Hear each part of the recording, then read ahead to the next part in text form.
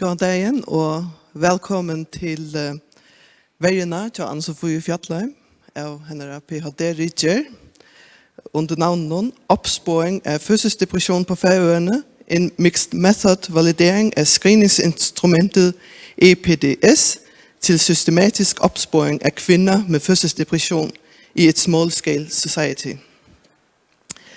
Vi skal sige velkommen til bedømmelsesudvalget, som Birgitte Schantz Laursen, som kommer fra Aalborg Universitet og formand for bedømmelsesudvalget.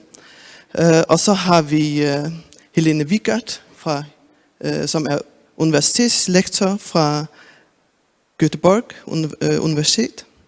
Og så har vi Kari Glavin, som kommer fra VIT Specialized University Oslo. Velkommen til jer. Og så har vi Elisabeth Hall, som har været veløjere til Anne-Sofie. Hun adjungerad professor i sjukrarøkterfrøye av Daltene for helse og sjukrarøktervisende. Og også velkommen til det. Skreien ser annars så ut at Anne-Sofie hun først at hun framløvet av cirka en halvann time.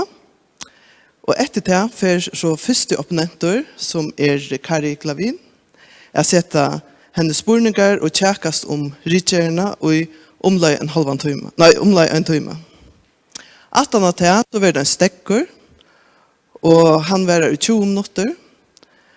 Og etter det så får andre opponenter, som Helene Wiegert, jeg setter spurninger til og tjekkast vi Anne-Sofie i omlai en time.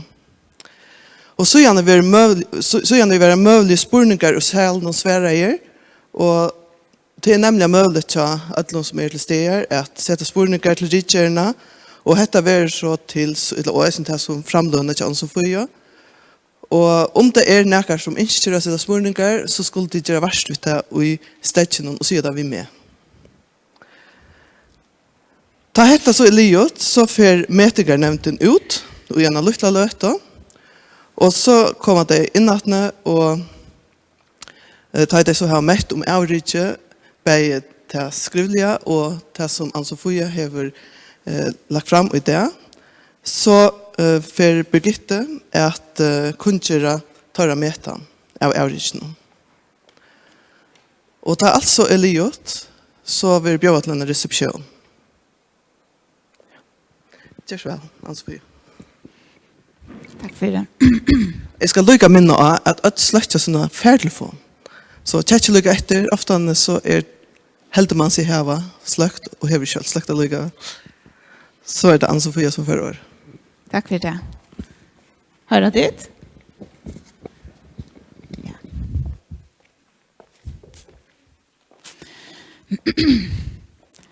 Kære opponenter, kære repræsentanter for universitetet, kolleger og familie og venner. I dag skal jeg forsvare mit Ph.D.-studie, der handler om opsporing af fødselsdepressioner på Færøerne, en mixed method validering af screeningsinstrumentet EPDS til systematisk opsporing af kvinder med fødselsdepression i et small scale society. De næste 30 minutter vil jeg bruge til at fortælle lidt om baggrunden fra projektet, eller fra studiet, lidt om formålet. Så vil jeg præsentere det første delstudie. Det består af 2 delstudier, et kvantitativt og et kvalitativt. Først præsenterer jeg det kvantitative, siden det kvalitative, og så siden siger nogle ord om og konkluderer sammenfattende. Baggrunden for dette studie er, at det viser sig, at fødselsdepression er en udbredt og samtidig også en underdiagnostiseret tilstand. Undersøgelser viser, at fødselsdepression rammer mellem 10 og 15% af alle kvinder, der føder. Globalt set. Dette har store metaanalyser vist. Forekomsten viser sig også at overstige både gestationsdiabetes, graviditetsrelateret hypertension og endda for tidlig fødsel. Så dette er en af de mest prævalente fødselsrelaterede komplikationer. Det viser sig også, at fødselsdepression er et underdiagnostiseret tilstand. Kun omkring 50% af kvinder med fødselsdepression bliver diagnosticeret eller identificeret og tilbudt behandling, når man bruger ikke-systematiske strategier. Det viser sig også, når man undersøger kvalitativt, at kvinder udtrykker, at de er tilbageholdende med at søge hjælp, og de gør ikke det proaktivt. Det viser sig, at kun hver tredje søger hjælp selv, og på det tidspunkt er hun ofte kommet langt i sygeforløbet. Og flere udtrykker også, at de skal være kommet til et krispunkt, inden de får taget sig sammen at søge hjælp. Men hvorfor? Eller lad os lige vende først til fødselsdepressionens konsekvenser.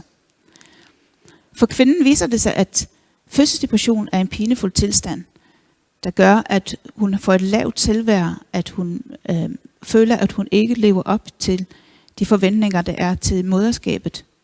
Det viser sig også, at kvinder med fødselsdepression ofte ikke er klar over, at de har en fødselsdepression, så de føler sig forkerte.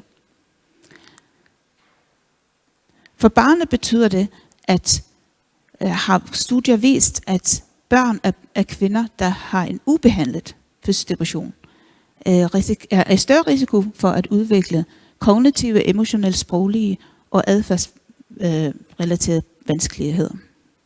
Det viser sig også blandt andet, at de selv er i større risiko for at udvikle depression senere hen. Men for mor-barn-relationen har det også en betydning, da studier viser, at kvinder med ubehandlet fødselsdepression, de kommunikerer mindre med deres børn. De udviser færre positive respons eller tilbagemeldinger, og de berører deres børn mindre og på en mindre følsom måde. Det viser sig også at afvise kontakt og opfatte deres børns opførsel som krævende. Og eftersom at de lider af tanker om at skade både sig selv og barnet, så kan de være bange for at være alene med barnet. Men hvorfor søger de så ikke hjælp? Studier viser blandt andet, at kvinderne er bange for tab af ansigt. Dette skyldes, at de ikke ved, at de har en fødselsdepression, og de oplever, at de ikke lever op til de forventninger, der er til moderskabet. De er også bange for at blive dømt af andre som dårlige mødre. Og det tænker de også om sig selv. Og de er bange for skam, stigmatisering og at være stemplet som mentalt syge.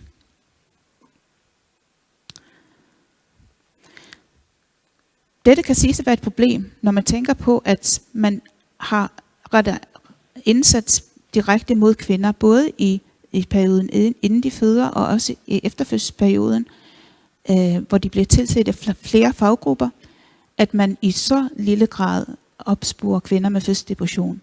En tilstand, der er så udbredt og har så mange konsekvenser, potentielle konsekvenser. Og i tråd med det, så har man prøvet at introducere screening, da screening har et potentiale at øge andelen af individer i den målgruppe, man screener for. Screening bliver nemlig defineret som den proces, hvor en tilsyneladende rask gruppe, det vil sige, at man ser ikke symptomer, systematisk undersøges for en tilstand, som denne gruppe er i særlig risiko for at udvikle.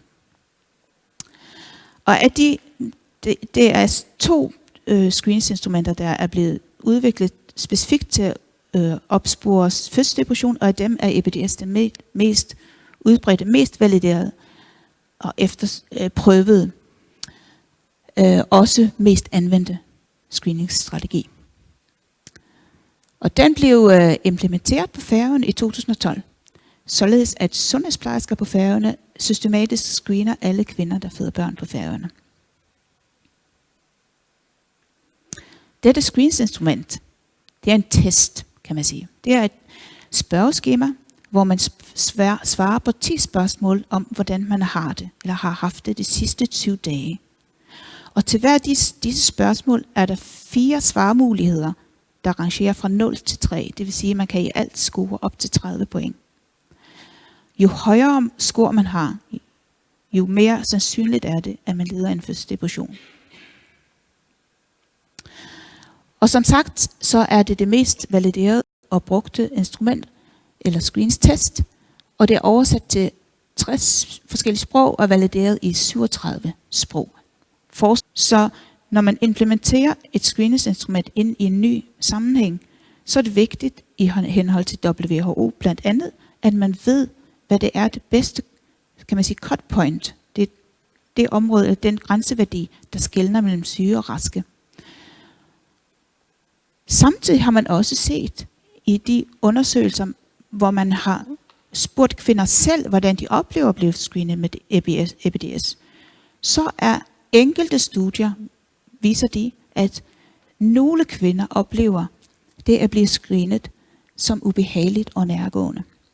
Det har betydet, at man i nogle sammenhænge og i nogle lande har været tilbageholdende med at screene kvinder for fødselsdepression. Fordi når man screener, så er det vigtigt, at man ikke skader personen mere, end man gavner vedkommende. Så det er altid det, man diskuterer.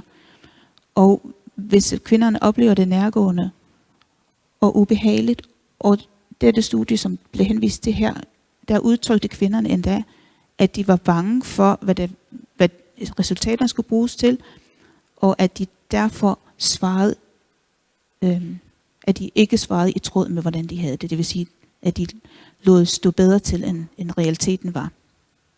Det betyder, at man så ikke får det ægte svar fra dem. På Færøerne har man valgt at have den her praksis, at man efter fødsel, 8-10 uger efter fødsel, så kommer sundhedsplejersken ind i kvindens hjem og screener hende for fødselsdepression med et EPDS. Alt efter hvad hendes score er, og de her score er baseret på undersøgelser, studier man har fundet andre steder i verden. Alt efter hvad deres score er, så er der 3 mulige forløb.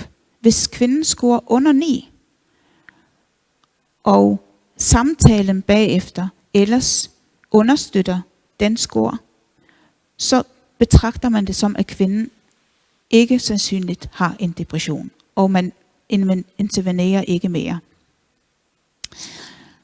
Scorer kvinden derimod mellem 9 og 12, og samtalen bagefter understøtter dette, så tilbyder sundhedsplejerskerne opfølgende lyttesamtaler, der har det formål, at kvinden får lov til at fortælle, hvordan hun har det.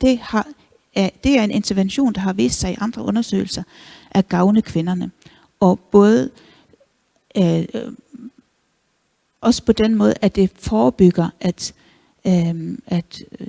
en tænkelig mulig fødselsdepression udvikler sig.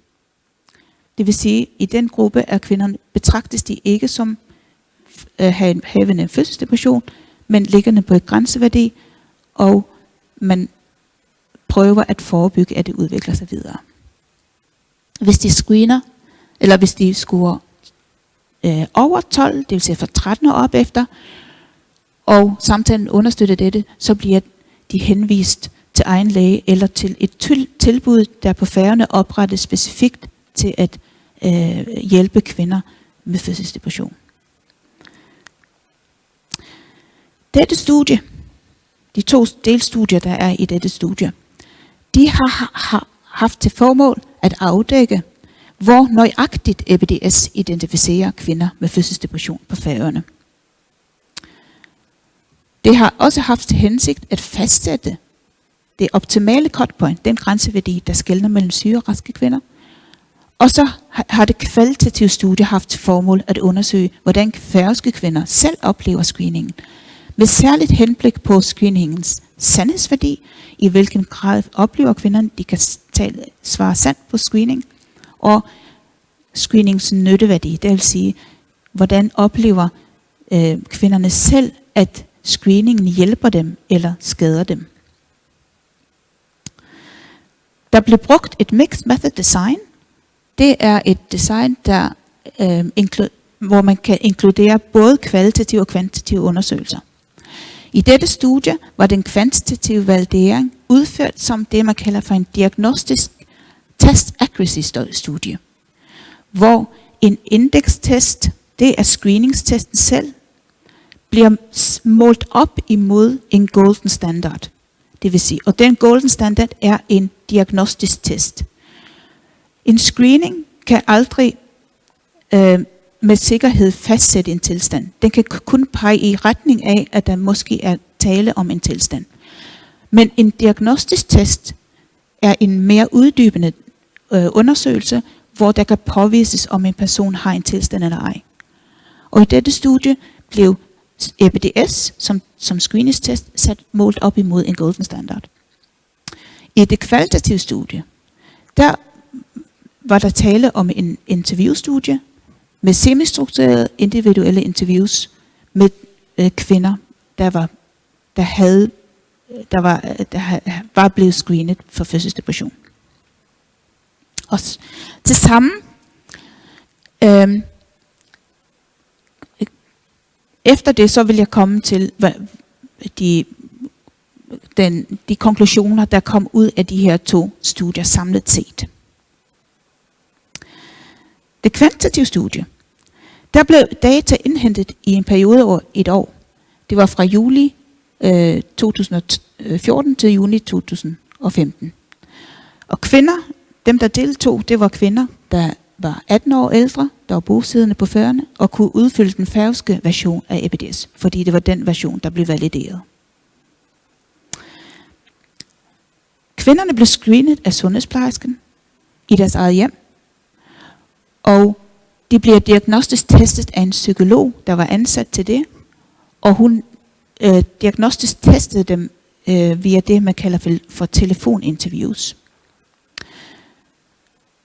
I tråd med, at man andre steder har set en variation mellem 7 og 16, som det optimale cut point, så blev alle kvinder, der scorede 7 og højere, sendt videre til en diagnostisk test. Af de kvinder, der scorede 6 og derunder, blev en tredjedel sendt videre til en diagnostisk test, og det blev valgt randomiseret.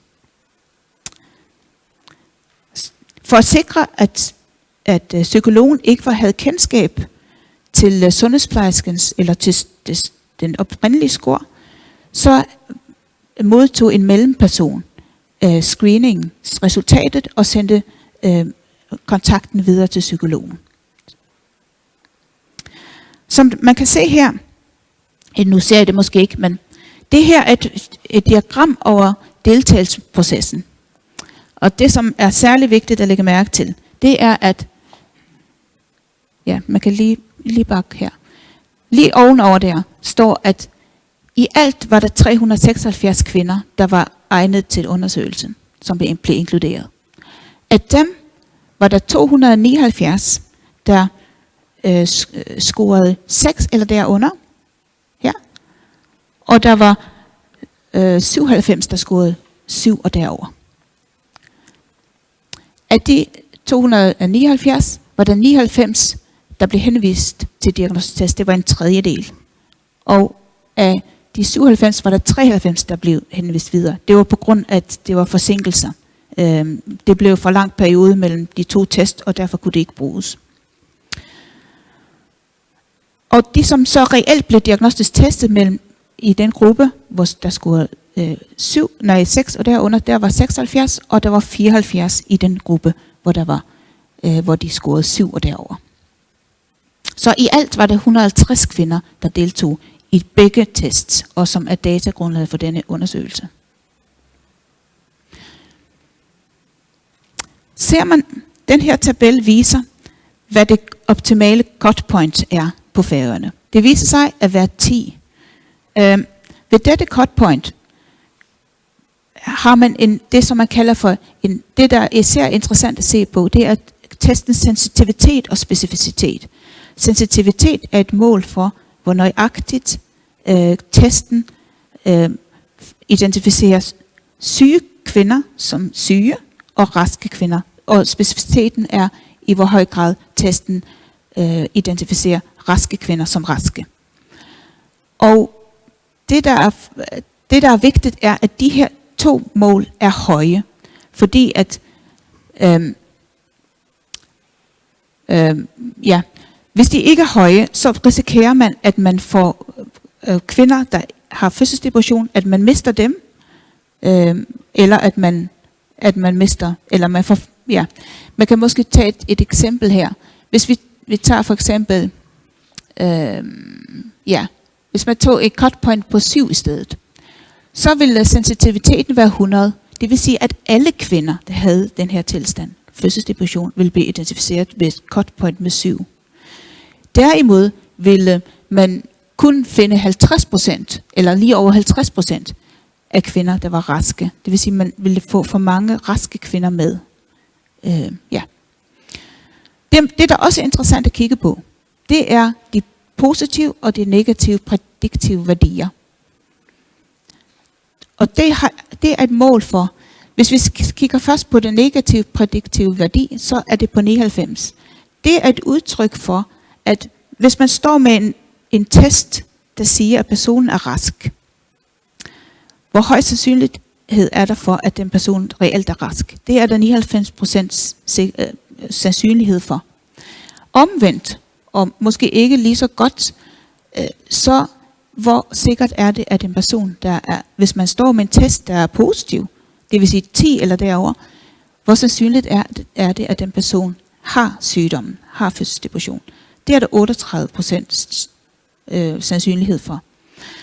Grunden til, at tallet 38 er så lavt forholdsvis, det er, at det er et udtryk for, at der er forholdsvis mange kvinder blandt de kvinder, der scorer 10, der har fødselsdepression. Det vil sige, at ved at cut point på 10, så vil man få nogle kvinder med, der ikke har en fødselsdepression, men som scorer 10 alligevel. Og så kan man diskutere, det er altid det, der er diskussionen, når man taler om det optimale cut point, det er, at det, der er vigtigt, det er, at man får de kvinder, der har tilstanden, og at man ikke får for mange med, der ikke har tilstanden. Men i dette tilfælde, når man taler om, at der er kommet nogen med, der ikke har fødselsdepression, så kan det være tale om kvinder, der faktisk ikke har det godt. De har måske ikke en fødselsdepression, men de kan være på vej til at udvikle en fødselsdepression, eller de kan have andre vanskeligheder, som gør det relevant, at sundhedsplejersken intervenerer. Dette kan også illustreres på følgende måde. Det er det, man kalder en ROC-kurve, og det, der er interessant ved den, det er, at det er et mål for en illustration af testens nøjagtighed til at diagnostisere tilstanden. Det, man prøver, er at få arealet under kurven så stort som muligt. Jo større arealet er, jo bedre er testen, mere robust er den til at identificere korrekt kvinder eller personer med tilstanden. Og i dette tilfælde, eller i min undersøgelse, fandt jeg, at arealet under kurven var 0,9. Og man forsøger at få kurven til at ligge så tæt på venstre hjørne som muligt. Og det er fordi, at op af y-aksen er de sandt positive, det vil sige sensitiviteten. Ved en høj sensitivitet, det søger man at få. Og ud af x-aksen er det, man kalder for falsk positiv. Det vil sige, de kvinder, der ikke er positive, men som testen finder positiv, det skal jo ligge så lavt som muligt. Hvis man omvendt kunne forestille sig det her, hvis testen så sådan ud, så ville det være 50-50, om man havde tilstanden ej, og det ville være en ubrugelig test. Her er et oversigt over, hvordan man kategoriserer arealet under kurven. Hvis det er mellem 0,9 og 1, så er det meget godt.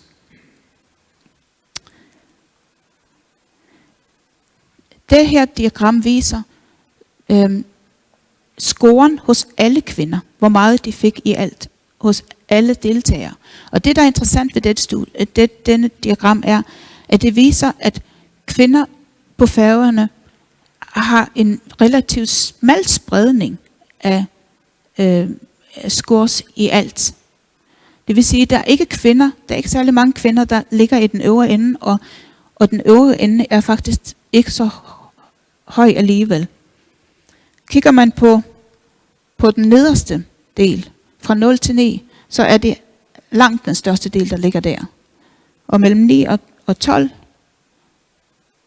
sker der en ændring, hvor at der er betydeligt færre, og så er der kun enkelte kvinder, der skriver her. Ja. Det kvalitative studie, det her er som sagt til hensigt til at se på, hvordan kvinder selv oplever at blive screenet.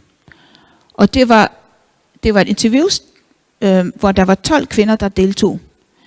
Og det var i deres eget hjem, efter deres eget ønske. Der blev udviklet en interviewguide, der var baseret på det, man havde fundet i tidligere studier, hvor kvinder udtrykte, at de ikke fandt screeningen behagelig. De fleste tidligere studier, der i de studier finder kvinderne det behageligt og har ikke noget imod det, men i enkelte studier var der tale om, at de fandt det ubehageligt. Og deltagere blev udvalgt med henblik på maksimal variation, det vil sige, at man skulle sikre, at kvinder var repræsenteret både i forhold til scores, variation i scores, i variation i alder og variation i antal indbyggere i den by eller bygd, hvor de kom fra. Og det blev Kvaler og Brinkmanns 3 fortolkningskontekster, selvforståelse, kritisk kommensensforståelse og teoretisk forståelse, blev brugt til at analysere data.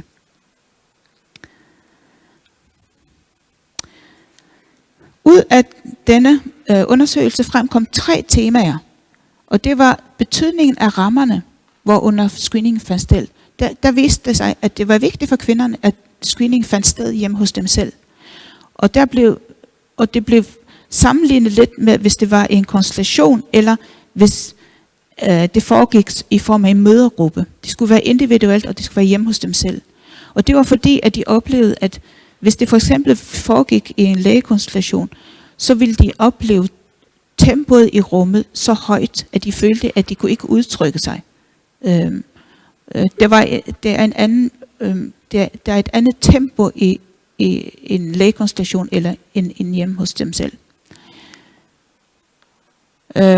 Betydningen af screeningstesten og den måde, hvorpå den blev brugt, det var også vigtigt, sagde kvinderne, at man opfattede screeningstesten blot som en indfaldsport til en videre samtale. Faktisk var det ikke screening i sig selv, som kvinderne fandt gavnlig, med den samtale, som den affødte. Og så var det også betydning af fagpersonen, der udførte screeningstilbud. Der mente kvinderne også, at det skulle være sundhedsplejersker, der skulle gøre det, fordi de oplevede, at sundhedsplejersken havde en udstråling, hvor de følte, at hun var der for deres skyld, og at hun tog den tid, der skulle til. Ja, sammenfattende kan man sige, at det cutpoint, der man kan sige, den her undersøgelse lægger op til, at man bruger på Færøerne, er 10, og i hvert fald der skal man være særlig opmærksom på, at kvinder godt kan have en fødselsdepression der. Og at screening skal foregå i eget hjem, og man skal tage den tid, det tager, og at screeningstesten kun bliver brugt som indfaldsport, og at sundhedsplejerskernes engagement, det blev også fremhævet som centralt. At det var derfor, at hun var den, der skulle, at hun var oprigtigt interesseret i kvinden og hendes situation. Og dette har jeg prøvet at illustrere på følgende måde, ud fra en eksistentiel livsverdens perspektiv, hvor tidens langsommelighed, testens sekundære betydning og relationsoprigtighed og vedvarenhed og rummets arkitektur og udstråling havde betydning for, i hvor høj grad kvinderne oplevede, at de turde og våge sig frem og fortælle om, hvordan de havde det. Jeg vil gerne rette tak til først og fremmest alle kvinder, der har deltog i mit undersøgelse, og alle sundhedsplejersker og andre personer, der var involveret i at samle data. Og så vil jeg gerne rette en stor tak til de Granskningsrådet, Sjuverkasseklubben og Forskerbaserede for økonomisk støtte. Tak.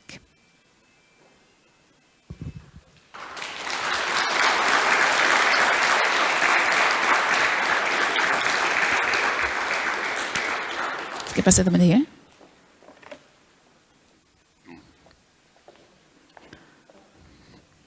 Tak, Anna Sofia.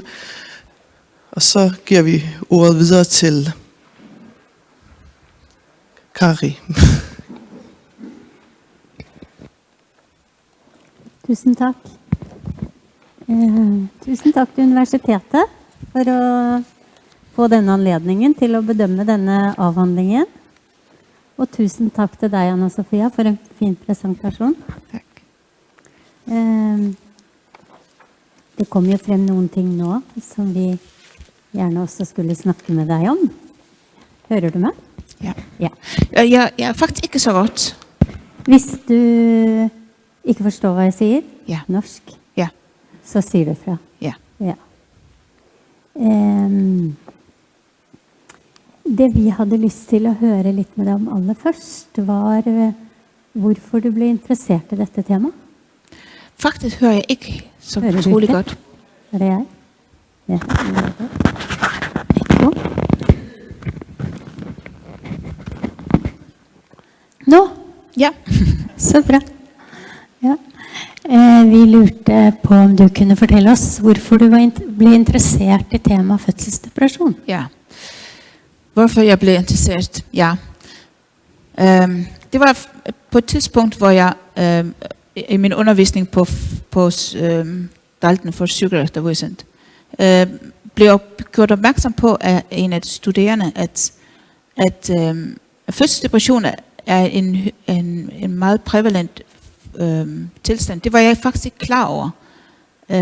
Og det kom lidt bag på mig, men det som jeg synes var mere tankevækkende, det var, at man i så lille grad formår at opspore kvinder med fødselsdepression. Det er ligesom det skisma, som jeg ikke helt forstod, hvorfor det var sådan, set i lyset af, at kvinder har så mange tilbud, forebyggende og sundhedsfremmende tilbud i samme periode. Og det var faktisk det, der gjorde, at jeg tænkte, at man i hvert fald kan gøre en forskel. Altså, at det synes jeg var interessant. Mm. Ja. Men du er jo ikke sundhetsplejerske. Nei.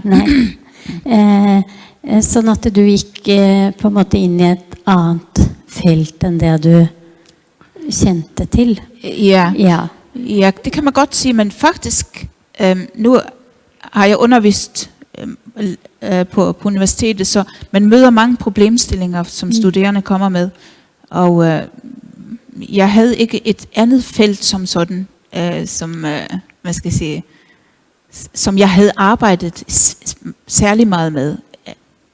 Det var især undervisning, som jeg havde beskæftiget mig med. Så, ja. Ja, for det var en av de tingene jeg savnet litt i din avhandling. Ja, okay. Det var å få beskrevet hvordan sundhetsplejerskene på Færøyene jobber. Du har skrevet noe om det, Ja. men ikke så veldig detaljert, sånn at jeg kunne ikke lese meg til det. Så det jeg lurer på er, når starter de? Når blir de kjent med kvinnen for første gang? Ja. Når går de på første hjemmebesøk? Ja. Hvor ofte har de sett og snakket med kvinnen før de screener med EPDS? Ja, præcis. Alle disse tingene tenker jeg kan ha betydning for. Ja. Ja. Ja. Nu det jeg ved, ved jeg, fordi jeg har talt med dem, og selvfølgelig også læst loven og sådan. Men det første besøg søger de at udføre så tidligt som de kan, så tidligt som kvinden kommer hjem fra fødeafdelingen. Og som jeg forstod på dem, så prøvede de, eller det var det som de havde som praksis, at de fortalte kvinden ret tidligt, og gerne ved første besøg allerede, at når barnet var blevet omkring 200 gammel, så ville de komme og tale med hende specielt, og have et besøg, der specifikt rettede sig mod hende som mor, altså, og hvordan hun selv havde det, og at det var med henblik på at eventuelt at afdække fødselsdepression. Og ellers så siger loven, at kvinderne har ret til 7 forebyggende samtaler eller besøg, men at de også vurderer hver enkelt kvinde hver sejr. Så ja. Men er det hele det første året, eller er det den første tiden? Ja, i det første år. Ja, 7 Ja. besøk. Ja, sånn at de har vært på noen besøk før de screener Ja, diabetes. ja, ja. Ja. Mm. Ja, og at i den første tid drejer det sig måske meget om at få amningen i gang. Og, ja. Så at de kender hinanden lidt, inden de Ja. kommer på det besøg. Det er litt av poenget mitt da. Ja. Ikke Ja. sant? Ja. Fordi jeg tenker, når vi leser avhandlingen din, så får vi på en måte en følelse av at du har en forventning om at det skåres lavere på Færøyene. Ja, præcis. Ja, Ikke ja. sant? Ja, ja. Fordi det er et small society. Ja, ja. Og så tenker jeg, er det andre årsaker til at det kanskje skåres lavere, eller at det er en lavere forekomst av barseldepresjon på Færøyene? Altså, da jeg startede studiet, så tænkte jeg ikke, at det skulle være andre årsager. Der tænkte jeg, at det var måske, at det var min forestilling i hvert fald, at man måske på Færøerne ville, når man fik en sådan test, ville, hvad skal man sige, have en tendens til at underscore. Og det du spurgte om var, at der var andre årsager, ja. Ja, altså man kan forestille sig i hvert fald, at kvinder kan have det bedre. Tænker du der? Jeg tenker, du skriver også i avhandlingen din at sosial støtte har vist seg å forebygge depresjon. Ja, men det kommer du ikke tilbake til i så mye grad. Nej, præcis. Så tenker jeg at hvis man da kjenner kvinnen, og sunnhetspleiersken kjenner kvinnen, så handler det om at man kanskje har bygd opp en tillit og har en støtte, at det kan også være en årsak. Ja, præcis. Ja. Og at i et lite samfunn så har man også mye mer støtte rundt seg. Det trenger ikke å være negativt, men det kan også være positivt, tenker jeg da. Ja, præcis, ja. Ja, er det... Ja, altså, det er også noget, jeg tænker, at det kan det godt være både socialt, altså social støtte som dit netværk, men også at du måske i et velfærdssamfund bliver meget tilset, altså at du det offentlige, altså at du har mange tilbud om sådan forebyggende tilbud, men også det at man kender hinanden. Det kan gå begge veje, fordi at hvis man er mere udsat, hvis man ikke passer ind. Altså man kan sige at det kan være vanskeligheden ved at man er meget tæt, og at der er meget det kommer lidt an på hvordan man opfatter man social støtte som støtte eller som kontrol, social kontrol. Altså vippe mellem de to, tænker jeg i hvert fald, at noget man skal navigere imellem, eller potentielt kan være det kan være støtte, og det kan være ment som støtte, men det kan også være social kontrol. Ja. Nei, altså du viser jo til en av studiene som vi gjorde i Norge. Ja. Og der var det jo sånn at vi faktisk, ved at helsesøster, som vi kaller det i Norge, sunnhetspleierskene, kom på hjemmebesøk, hadde økt fokus på mors mentale helse, delt ut en brosjyre, sånn som dere også gjør her. Præcis, gjorde at i den kommunen hvor dette ble gjort, var det 5% lavere forekomst av depresjon ved 6 uker. Så jeg tenker at det var en type støtte som kvinnene fikk, som de ikke fikk i den andre kommunen, og som jeg tenker at dere allerede har her. Ja, men altså de kvalitative undersøgelser, de understøtter også det du siger, fordi at der var flere af kvinderne, der scorede, altså der omkring 10, og de var bange for, hvad det ville udvikle sig til. Men eftersom at sundhedspladsen kom, så følte de, at de kunne tage det op med hende. Selvom de tænkte, det er nok ikke en fødselsdepression, men det er forskellige andre ting. Så det, at tilbuddet eksisterer, kan i sig selv virke forebyggende, tænker jeg. I forhold til, at du får lov til at udtrykke, hvordan du har det, og at tanker om, at grænser det mod en fødselsdepression, eller hvordan er det egentlig, jeg har det? At du får ligesom selv blive klogere på, hvilken vej udvikler det her sig. At du bliver bekræftet eller valideret af sundhedspladsen, det er faktisk ikke en, eller ja, det i sig selv virker forebyggende, at tilbud fungerer. Ja. Ja, og det med information, det det også flere studier som viser at det forebyggende. Ja. Og det får de også. Så det mange ting som gjør at jeg tenker at det en grunn til at det en lavere score. Ja, præcis. Ja. Og ikke bare at det et lite samfund. Nej. Det egentlig vi frem til. Ja, præcis. Ja. Fordi man i dette lille samfunnet har også mer støtte. Ja, og præcis. at sundhedsplejerskene kommer hjem. Og så tenker jeg, du hadde en veldig fin presentasjon av sensitivitet og spesifisitet på EPDS-en, og i forskningen så jo det veldig viktig at man ser på det, og så det ofte viktig for politikere, hvis man skal sette i gang et universelt tiltak. Men så lurer jeg litt på, hva tenker du om den kliniske betydningen av det? Ja. Skjønner du hva jeg... Ja, men fortell litt mer hva du tenker. Ja. Jeg tenker at kvinnene fyller ut skjema hjemme. Prøv å si det en gang. Kvinnene fyller ut EPD-skjema hjemme sammen med sunnhetsplejersken nær til stedet. Og så går de gjennom skjema. Jeg forstår det sånn, det var ikke så tydelig alle steder, men jeg forstår det sånn at her det også sånn, som Cox sier i sin bok, at de skal ha en samtale etter, uavhengig av score på skjema. Ja, precis. Ja. Og da lurer jeg på, når det et opplegg sånn som det, hvor viktig den scoren egentlig i en klinisk sammenheng? Ja, precis. Ja. Det nemlig det, altså, det kan man nemlig diskutere, fordi at hvis man uanset hvad scoren skal have en samtale, og at samtalen i bund og grund det centrale, fordi at den kan altid afkræfte, den kan også bekræfte scoren, og det faktisk det vigtigste. Så jeg tænker, at i hvert fald det, som kvinderne siger, at screening kun en indfaldsport, det bare vejen til samtale, og det faktisk samtalen, der det centrale, og at scoren, hvis man kun kigger på scoren,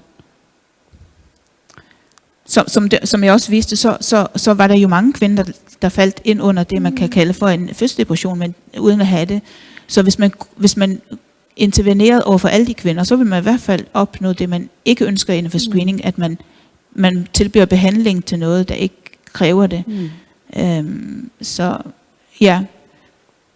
Men også i tråd med det her, at man ønsker, når man screener, at screening skal tage kort tid, i tråd med det, du også siger, at man vil have sikre mål, sensitivitet og specificitet, men hvis man søger efter, at screening skal tage kort tid, så viser det sig, at kvinderne bliver mere usikre med at svare ægte på. Det vil sige, at man mister noget, hvis... Ja.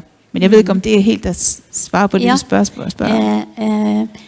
Nej, altså jeg tenker at i en klinisk sammenhæng, hvor sundhedsplejerskene bruger EPDS, så det samtalen som den avgjørende, og det har du sagt, at kvindene i din studie også sier det, at det en slags døråpner.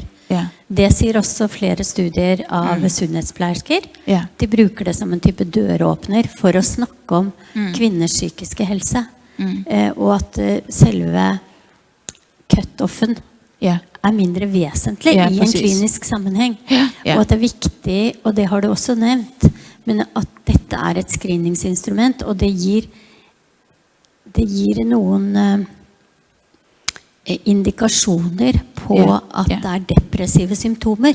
Men det jo ikke et diagnostisk instrument, sånn at man kan jo aldri vite om de skårer 17 eller om de skårer 7, så kan de ha en klinisk depresjon, men det gir en åpning for en samtale. Ja, precis. Og det har jo, som du nevnte også i fremlegget ditt, så sa du at I andre land så det faktisk sånn at man har gått vekk fra det, fordi det har blitt misbrukt. Ja, præcis. Ikke Ja. sant? Man Ja, ikke præcis. bruker denne samtalen etterpå. Ja, præcis. Ja. Ja, ja. Og man kan sige, at hvis det bliver brugt på den måde, det er ikke, i hvert fald ikke noget, man kan anbefale, fordi at så bliver det bare et ting, man krydser af, som man gør, og de betingelser, som i hvert fald kvinderne i det her studie sagde, skulle være til stede for, at de overhovedet skulle se nytte i det, og at det skulle være udtryk for deres situation. De ville ikke være til stede, hvis man kun sidder og krydser af. Det er vigtigt, at personen får lov til at tale med sundhedsplejersken om det. Så det er jo både Cox og også forskningslitteraturen, der støtter op omkring, at screeningsinstrumentet er en indgangsport til samtale, og til samtale faktisk, der er det centrale. Og derfor kan man også diskutere, er det i grunden tale om screening, fordi den opfylder ikke kriterierne for en screening, altså fordi screeningen skal forkorte tiden, men det gør den her intervention ikke nødvendigvis. Nej. Omvendt så viste det sig, at kvinder, der scorede lavt, tog faktisk, at den situation, screening-situation, tog kort tid. Det vil sige, og de huskede meget lidt fra den, og det tyder på, at kvinder, der scorer lavt, ikke tager skade af at blive screenet. Altså, du skader ikke den gruppe, der ikke har sygdommen forholdsvis, fordi de huskede meget lidt fra den, og det tog meget kort tid. Så sundhedsplejersken synes også at kunne navigere, hvornår det er vigtigt, at man hvor lang tid den her opfølgende samtale skal tage. Altså, fordi det er ikke ligegyldigt, hvad du scorer, at hun kan se, eller hun kan skønne, hvornår samtalen måske skal tage en time, eller hvornår den kan tage et kvarter, eller 10 minutter, eller ja. Det synes jeg, at den her understøtter, ja. Du snakker i avhandlingen en del om forekomst, og som vi også har snakket litt om her. Men så diskuterer du kanskje litt lite, synes jeg, spesielt en Halbreich og Karkun sin studie fra 0 til 60. Ja, præcis, ja. Kan du si litt rundt det? Altså, veldig mange studier gjort, og de spriker veldig. Ja, de ser en meget stor spredning. Og når man ser på forskningslitteraturen, så er nogle studier bruger faktisk screeningen som et mål for hyppigheden eller forekomsten af fødselsdepression, mens andre studier bruger en diagnostisk test som mål for om der er tale om fødselsdepression eller ej. Og man kan i hvert fald sige, at hvis man ikke har meget godt grundlag for at kunne bruge en screening som grundlag, så kan man ikke det. Altså, den kan ikke i sig selv diagnostisere. Og nogle studier bruger det, når de... Så den der spredning i forekomst, det skyldes jo også dels, at man opgør fødselsdepression på forskellige måder. Ja. Både fordi, at man bygger det på en screeningstest eller en diagnostisk, men også fordi, at der er forskellige mål. Altså, der er 3 klassifikationssystemer. Kriterier for, hvornår der er tale om fødselsdepression. Men der er også mange metoder, og hvor langt der er imellem den diagnostiske test, eller hvornår målingen finder sted. Det, som jeg også så i som den psykolog, der udførte de her diagnostiske test, jeg havde en samtale med hende bagefter, fordi det undrede mig lidt, altså, hun er jo en rater, det er hende, der vurderer, om der taler om fødselsdepression eller ej, og hvor stor indflydelse har den der rater, selvom man har nogle kriterier, som man skal måle efter, så vil det altid være en indflydelse af den radarens forståelse af kvindens situation, der får betydning for, om man siger, om hun har en fødselsdepression eller ej, selvom hun opfylder kriterierne. Og der var hende, der foretog de diagnostiske test.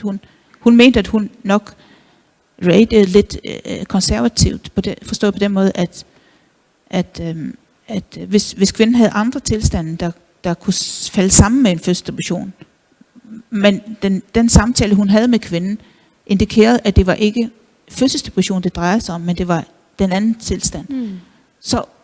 Så scorede hun, eller så betragtede hun ikke hende som en men jeg tænker også i andre studier, hvor meget har indflydelse har den der rater, og hvordan vedkommende betragter den taler med, og hvor lang er samtalerne, for det er også selve den diagnostiske test kan også i virkeligheden udføres nærmest som et barn. Det kommer lidt an på, hvor meget du går i dybden med den, du taler med. Altså. Så det har også betydning for prævalensen, altså fødselsdepression i de forskellige. Er der andre ting, du tænker kan have betydning? I forhold til for prævalensen i ulike typer studier? Ja, altså det med tiden også, altså hvornår, fordi at en tilstand, som når man screener, så WHO er også som et kriterie, at man skal kende tilstandens naturlige historie, det vil sige, hvordan udvikler tilstanden sig fra latent fase til aktiv fase. Og hvis du måler en person i en periode, hvor vedkommende ikke har tilstrækkeligt med symptomer, så vil den person blive betragtet som ikke havende en depression. Hvorimod hvis du venter måske en uge, så vil symptomen være tilstrækkeligt udtalte, at vedkommende vil få diagnosen fødselsdepression. Jeg ved ikke, om det er det, du tænker på. Så den der variation i tidspunkter, hvornår... Og likeledes den andre vejen, ikke sant? Hvis man screener veldig tidlig, præcis. Så får man en veldig høj forekomst. Ja, præcis. Ja, nemlig fordi at man vil... Fordi man er inde i postpartum blues-perioden. Ja, præcis. Sånn at jeg tænker, at det med prevalens, det er ikke en ting. Nej, man må se på flere ting, når man ser på prevalens. Nå har jo du valgt å screene på 8-10 uker, og det er jo innenfor det som er mest vanlig. Ja, præcis. Men det er veldig viktig å se på de tingene når man ser på studier, og ikke bare se på hele prevalensen, fordi det er så veldig forskjell. For noen har jo da valgt å se på kun et screeningsinstrument på 2 uker, og vil få en kjempehøy forekomst. Ja, præcis. Ja, præcis. Et som man også diskuterer er, at egentlig så kvinden fortæller om, hvordan hun har haft det de sidste 7 dage, hvor den diagnostiske test kigger efter, hvordan hun har haft det de sidste 14 dage.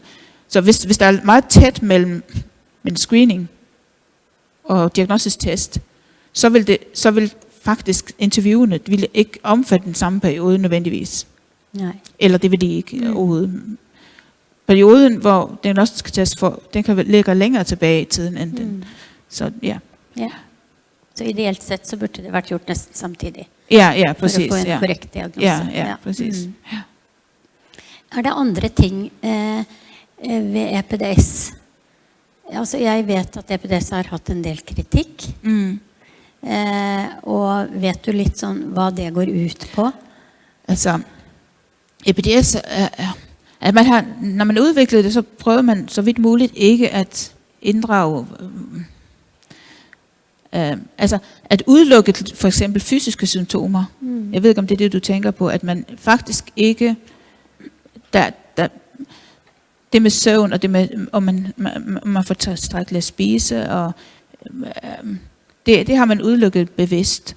Og jeg talte med hende der har udviklet det andet screeningstest. Hun sagde at man har også valideret EPDS på ældre plejehjemsbeboere, og de havde mange, og der var høj forekomst af fødselsdepression blandt dem, fordi at de havde også høje scores.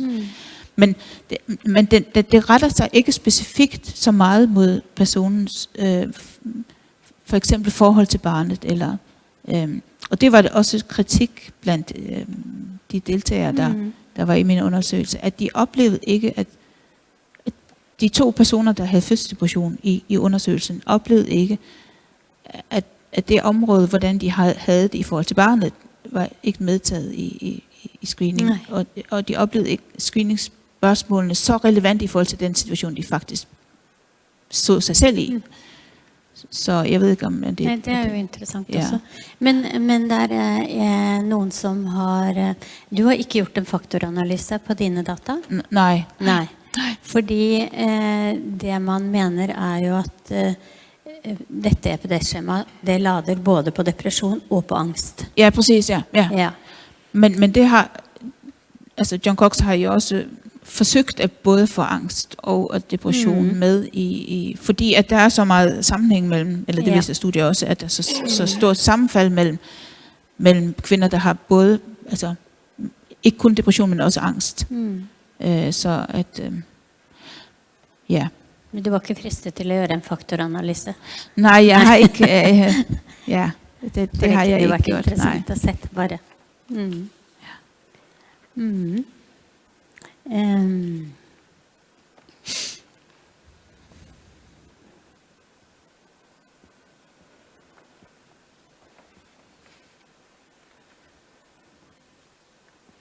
Ja,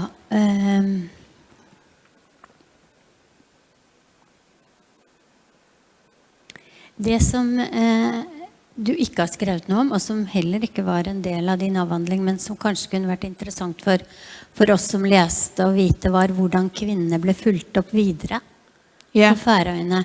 En type, ja.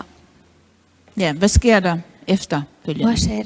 Ja, altså som jeg lige nævnte kort, så har man oprettet et tilbud.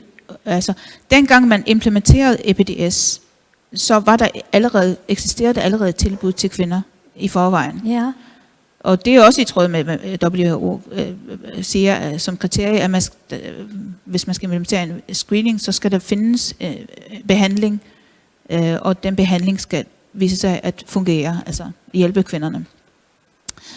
Og der har man oprettet et tilbud til kvinder, der har udviklet fødselsdepression, som man også er i gang med at undersøge nærmere og lave undersøgelser på, at hvordan kan det tilbud bedst muligt hjælpe kvinderne. Så det bliver også forsket i det. Ja. De bliver fulgt op. Der er forskellige... Jeg er ikke så meget inde i det, men det er både samtaler, individuelle samtaler, men også gruppesamtaler, og så er det noget med... hvad hedder det nu? Noget med at bruge... ja. Nej, jeg skal ikke gå ind i noget, jeg ikke ved for nok til. Nej. Ja. Nej, men det bliver fulgt op, og det har et system for det. Ja, det har et system, og der er sammen og sundhedsplejerskerne og det her tilbud, de har et samarbejde. Dengang det blev implementeret, der blev det gjort som et samarbejde mellem tilbud om behandling og screening. Så ja. Så de har kontakt med hinanden. Og til at starte med var det sådan, at hvis kvinden havde høje scores, så sagde loven, at du kan ikke henvise personen direkte til det her tilbud, men det skal gå gennem egen læge. Og når man ikke har det godt, og de viste deres erfaringer dem også, at i mange tilfælde kom kvinderne ikke, de fik ikke taget kontakt til lægen. Så selvom screeningen kunne identificere dem forholdsvis tidligt, så gik det alligevel lang tid med fødselsdepression, inden de så fik taget kontakt med lægen og kommet over i. Så nu kan sundhedspladsen henvise dem direkte til tilbuddet om hjælp, altså behandling.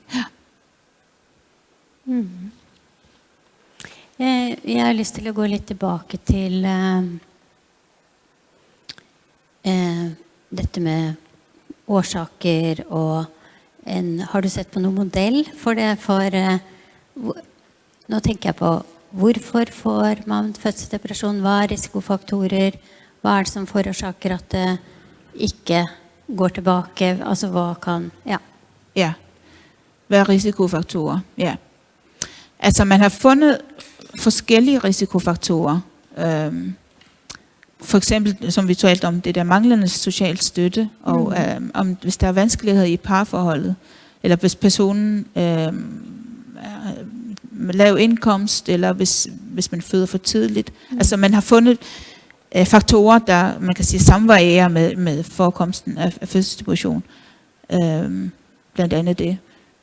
Og det kan også være nogle vanskeligheder med fødslen. Skal vi se på en model? Kjenner du Milgrom sin model? Hvilken model? Milgrom? Kjenner du modellen hennes? Det ved jeg faktisk ikke. Det kan være, men jeg vil gerne se den.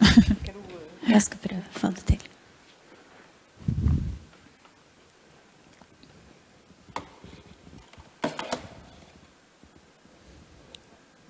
Ups.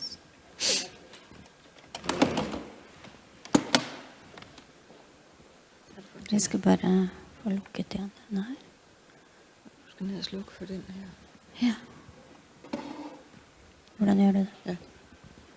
Nu kommer den her. Kommer den herre? Det er det vi alltid trenger. Hva? Jeg skal bare... Ja, og så skal jeg på skrivebordet, så ligger den der oppe. Der er den modell, ja. Kjempefint. Tusen takk. Så går du til spillet. Ja, den. Det er en biopsykososial modell. Ja. Ja. Ja. Og det er Milgrom og medarbeidere som har laget den. Jeg har bare oversatt den til norsk. Ja. Og så tenker jeg, kan du si litt om Færøyene i forhold til disse tingene som står i modellen?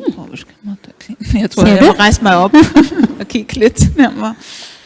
Ja, faktorer som bidrager til psykosocial kontekst omkring urealistisk. Det der med urealistiske forestillinger og myter, ja, det understøtter de kvalitative undersøgelser i hvert fald. Kulturelle forventninger, som ikke stemmer overens med virkeligheden. Sårbarhedsfaktorer, udløsende faktorer. Stil, kontrol, påvirkende, perfektionisme. Altså, ja, nu er der rigtig mange. Er der nogle bestemte, du tænker? Nej, jeg bare tænker på, her har du disse sociokulturelle faktorerne, dette med urealistiske forventninger og myter. Og det med manglende støtte, det har vi jo snakket nå om. Og kulturelle forventninger som ikke stemmer overens med virkeligheten. Nej. Jeg kjenner jo ikke dette lille samfunnet sånn som du gjør, så jeg tenker, hva tenker du om det i forhold til... Ja, i forhold til det færøske samfund. Ja. Jeg ved faktisk ikke om kvinder på Færøerne er så anderledes. Det kan da godt være, men sådan har jeg har ikke tænkt det på den måde, at de der multiplexe strukturer, som jeg nævner i PhD'en, om de ligefrem gør, at man har andre forventninger end kvinder i andre lande. Om det ville være anderledes, det ved jeg faktisk ikke. Nej. Fordi jeg tror næsten, at den færøske kvinde er meget globaliseret, eller hun er ikke så meget anderledes end kvinder i andre samfund på den måde. Men kanskje nettopp. Men det du siger om social støtte, at det kan godt tænkes, altså mange kvinder på Færøerne har sømænd for eksempel, altså eller deres partner er meget væk hjemmefra. Ja, så hvis man skulle sige noget, måske det, at de er meget alene sammen med barnet og med ansvaret. De har så også familie rundt om sig, men det kan måske være anderledes end i studier andre steder, at de er i særdeleshed alene med barnet og med ansvaret. Altså det, for det var også en anden ting, som i hvert fall jeg har savnet lidt i din afhandling, det var pappa, eller partneren. Hvor var han i dette bildet? Ja, præcis. Fordi at vi vet, som det står her, også at en av de aller viktigste risikofaktorene for utvikling av en depresjon etter fødsel dårlig parrelasjon eller mangel på støtte fra partneren. Ja, præcis, ja. Sånn at jeg tenker at det en ganske viktig del av kanskje dette lille samfunnet da. Eller? Ja, det skulle man i hvert fald forestille. Man kan så forestille sig, at eftersom at du har så mange andre relationer, og og din familie eller dine venner er meget tæt, at du får støtte derfra, men hvis den der relation i parforholdet er den centrale, der afgør. Også fordi, at kvinder netop udtrykker, at første person er ikke noget, man kan fortælle. Altså, det er ikke noget, man kan sige til andre. Og det gav også nogle af kvinderne i den her undersøgelse udtryk for, at de var glade for, at sundhedspladsen kom, fordi at det var ting, de kunne drøfte med sundhedspladsen, som de faktisk ikke kunne sige, hverken til deres partner, eller deres mor, eller deres venner, eller nogen. Så at... om det er specielt for Færøerne, det ved jeg ikke, men i hvert fald, at det var et frirum, hvor hun kunne sige ting, som man ikke kunne sige andre steder. Ja. Og så har du disse utløsende faktorerne, som står her. Og det som du heller ikke har tatt noe særlig med om, er dette med østrogennivå og disse biologiske faktorerne, da. Ja, præcis. Ja. Kommunikationer. Jeg har, altså, det ene spørgeskema, der spurgte jeg til forskellige ting, som litteraturen har vist korrelerer med fødselsdepression. Og det var blandt andet sådan som komplikationer under fødslen og kejsersnit, eller sygdom, eller barns behov, altså hvis barnet blev oplevet så meget krævende. Men jeg har ikke gjort så meget ud af at prøve at lave nogle analyser på det. Nej, for det kom ikke frem. Men det hadde jo vært interessant, ikke sant? Ja, for å se om det var noen andre faktorer som kom frem her enn andre steder. Ja, præcis. Fordi det er jo stadig nye studier på dette med risikofaktorer.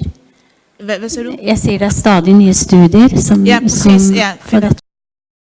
Men den analyse er så ikke kommet med. Man lavede en sammenhæng mellem tidligere fødsel. Det er et veldig for en alvorlig fødsel. Så ja. Men hvis du ser på stressmodererende faktorer, så tenker jeg at den var det jeg var kanskje mest ute etter. Ja. Den du ser der.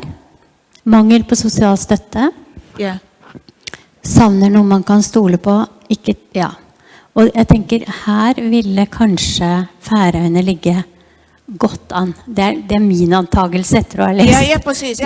Ja, fordi relationerne er så tætte. Ikke sant? Og det er så mangeartet, altså, og du kender så mange mennesker forholdsvis. Ja. Men, så du har støtten, men kanskje det du tenker er at det er så nærme at det blir enda vanskeligere å si at det er vanskelig. Balance mellem, at får du gavn eller får du skade, at relationerne er tætte? Det er så spørgsmålet. Ja, men sånn i forhold til hennes modell, så ligger Færøyene godt an, tenker jeg. Ja, præcis. Ja, præcis. Så at det kan være en af grunnene til at man har en lavere forekomst da. Ja. Jeg ved ikke, om jeg kan nævne, at det her afhandling havde 3 studier, og der var en 3. studie, hvor jeg interviewer kvinder, der har haft fødselsdepression. Og i tråd med det, du spørger om, så følte kvinderne sig meget, meget alene. Altså de kvinder, der følte sig meget, meget alene, og de fortalte faktisk ikke til nogen, heller ikke deres partner, at de havde det svært. Så man kan forestille sig, at hvis du udvikler en fødselsdepression, så er det måske netop fordi, du ikke gør brug af det sociale. Det var ikke fordi, der ikke var et socialt netværk. At de havde personer rundt om sig, de var der, men de oplevede ikke, at de personer, der var der, registrerede, at de havde det svært. Selvom de mente, at man kunne se det tydeligt, så oplevede de ikke, at det blev reageret på det. Nej. Så deres perception af hvordan de så ud i øjnene hos andre, var anderledes end hvad de andre har. Og åbenbart har set. Så det med social støtte, kan man sige, at visse hvis personerne er der, men også tager initiativ til at gøre noget ved det, så er den sociale... Det er ikke nok, at bare personer er rundt om dig, men de må gøre noget, de må se det, og de må reagere, eller du må føle dig fortrolig med at sige, hvordan du har det. Ellers, ja. Ja. Ja. Ja. Og så har du da dette med forværrende og opretholdende faktorer, som også er vigtig, dette med parrelasjon, som dette med partneren, Ja, ikke sant, og støtte fra partneren. Ja. Og når du nå sier at de ofte er mye borte, Ja, præcis. man er kanskje alene, så er det en årsak til. Ja, præcis. Ja. Har du lyst til å si noe annet om denne modellen? Ja, det som jeg måske især har fokuseret på i min afhandling, det var de der urealistiske forestillinger, at man har en idé om moderskabet ud fra hvordan det bliver italesat, og som når kvinderne så ser på sig selv, så svarer det overhovedet ikke overens med det, som de havde forestillet i forvejen. Og det, som er problemet med det, det er, at de sætter ikke spørgsmålstegn med den sociale konstruktion af moderskab. Det er mere, at de vender det ind imod sig selv, at de ikke er gode nok som personer. Og de ser heller ikke, at de er syge, men at de ser på sig selv og betragter sig selv i et moralsk perspektiv, om de er gode eller dårlige personer. Så ja, som er et problem selvfølgelig. Ja. Tenker du, at det er noget, man kan gøre for at forebygge det? Jamen, ja, måske det, at man måske fremsætter moderskabet lidt mere i tråd med virkeligheden, og at man tør. Man kan også diskutere det der med mødergrupper, så gode og gavnlige også som det der sociale støtte, som nok er intentionen med mødergrupper. Så skal man nok passe på også, at mødergrupperne ikke er det, der gør, at du føler dig endnu mere forkert. Det var der også flere kvinder, både i studiet af kvinder med fødselsdepression, men også i studiet, hvor jeg kigger på screening, at de udtrykker, at det, at man ser andre, og at andre i tale sætter tiden efter fødsel meget, meget, meget positivt, gør, at man føler sig bare endnu mere forkert. Ja. Altså, ja. Så ja, det er ikke kun godt, men netop som du spørger om, hvad kan man gøre? Man kan måske åbne op for en dialog, der er mere reel, og sundhedsplejerske kan også være den, der måske i gang sætter noget snak om, at ikke alle kvinder oplever det. Altså, eller at efterfødselstiden ikke kun er positiv. At det også er mange negative følelser. Og så kanskje også noget før fødsel. Hvordan er det på Færøerne i forhold til jordmor? Og ser jordmor den gravide kvinden før fødsel? Hvordan? Jordmor, eller barnmorska. De har også tilbud om så mange konstellationer hos jordmoren. Ja. Du tænker måske, at jordmoren også kan være med til? Jeg tænker det. Ja. Jeg tænker, at det at få information om depression både i svangerskap og efter fødsel, allerede i svangerskapet, har en forebyggende effekt. Ja. Absolut, fordi at når du så oplever, at der er noget, der ikke er sådan, så ved du, at det måske kan skyldes det, og ikke at du vender det ind mod dig selv, som om at der er noget galt med dig. Ja, og det å liksom ikke gjøre det skambelagt, som du har sagt, præcis, ikke sant? Og det å løfte det litt opp på en måte, præcis. og si at dette er faktisk ikke veldig unormalt, men ganske normalt. Ja. Det var der også kvinder i den undersøgelse, hvor jeg så på, hvordan de oplevede fødselsdepression. Der var flere af dem, de havde læst meget om fødslen og alt, men det der med fødselsdepression, det havde de ikke læst. Så det er også måske manglende viden om det. Altså at man... Så kanskje man trenger både muntlig og skriftlig information, også før fødselen. Ja, præcis. Ja. Tusen takk. Jeg tror vi kan si oss ferdig med denne seansen. Jamen, tak. Tusen takk for svarene. Ja, tak.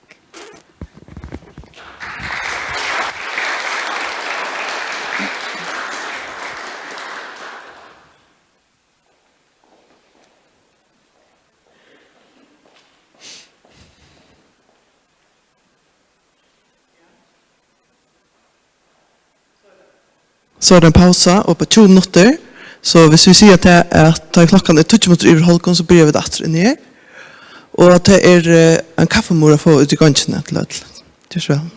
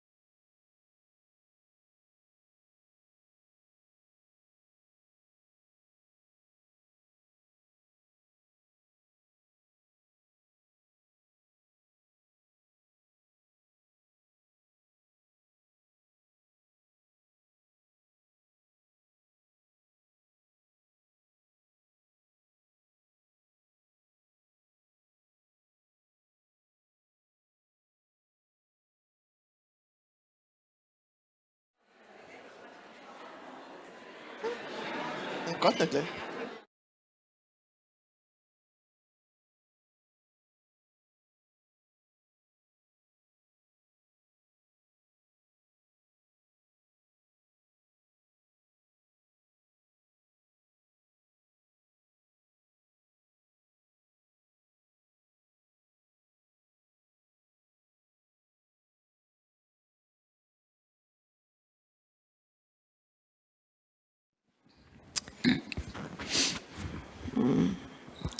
Så, nu ska vi se. Ska vi bara. Det är för stora öron. Jag har för små öron. Man ska ha stora. Så, nu hör alla mig. Och då blir det nu på svenska. Så, ja. Jag förstår dig, jag hoppas du förstår mig. Och precis som du gjorde med Kari så frågar du igen om du inte... eller så kan vi ta orden på engelska. Ja. Så, och först vill jag tacka för inbjudan och förtroendet som jag har fått från Färöiska universitetet. Och att granska din avhandling, Anna-Sofia. Och jag kommer precis som Kari ha frågor till dig som jag eller som vi tillsammans har rätt fram. Så jag tänkte att vi har en dialog, du och jag. Ja. Och det blir ju främst frågor om det som jag har tänkt på när vi har läst din avhandling som inte har framkommit så tydligt som du kan svara på. Och jag tänkte det här, jag är ju barnsjuksköterska. Jag vet inte vad det heter, det kanske inte finns på färöiska eller så, men neonatal, så jag är inte barnmorska eller hälsosyster på det sättet. Men det gör ju också att jag är väldigt intresserad av barnen och de nyblivna mammorna då som på neonatal. Du skriver i din avhandling att alla kvinnor på Färöarna erbjuds att göra EPDS. Och jag tänker, gör alla kvinnor detta? Tackar man nej? Är det några som tackar nej? Hur många? Alltså, den gång det startade det här projektet, då har jag väldigt mycket kontakt med ledarna för hälsosystrarna. Och de sa att det är nästan 100% som tackar ja till att utfylla. Det är en väldigt liten andel kvinnor som inte gör det. Och det är också ett mål kan man säga för testens acceptabilitet, eller att det är många som tackar ja av bruden. Och alla går. Och jag tänker att alla nyblivna mödrar med sina barn, de går hos en hälsosyster. I Sverige säger vi barnhälsovården. Jag vet, och det är det som Kari sa, du har inte beskrivit det så vi vet inte riktigt hur det fungerar. Nej. Men alla går till barnhälsovård. Kanske inte helt alla, men en väldigt stor del.